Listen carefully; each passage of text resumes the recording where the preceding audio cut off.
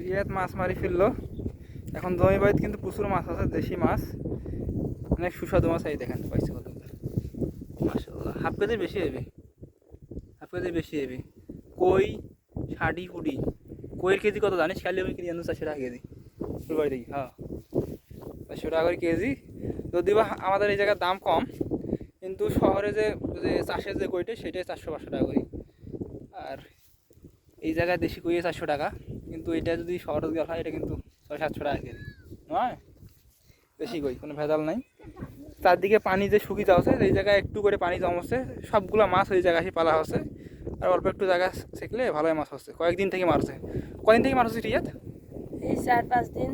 4-5 দিন থেকে। প্রতিদিনে ইনকে তো হয় কম বেশি, প্রতিদিন বেশি হয়, এর থেকে বেশি হয়। কালকে মারছি 1 কেজি।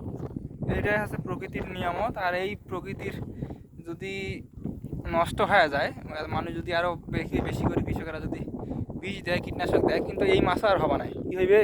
বেশি মাছ দিলে বেশি যে ধর যে বিষ মারলে, তারপর রাসায়নিক মারলে, এটা কিন্তু আর পাওয়া যাবে না, মরি যাবে, বাচ্চা উঠতে পারবে না। তাহলে আরও মানুষ দানা বীজ দেওয়া আছে, আরও দানা বীজ যদি দেয় আর ব্যবহার যদি বাড়ে, তাহলে কিন্তু এই মাছ আর পাওয়া যাবে না কদিন পর। সব মাছ মানুষের কিনে খাওয়া লাগবে, সাধারণ মানুষের আর এই দেশি মাছের যে স্বাদ আর এই যে প্রোটিন, এটা আর পাওয়া নাই।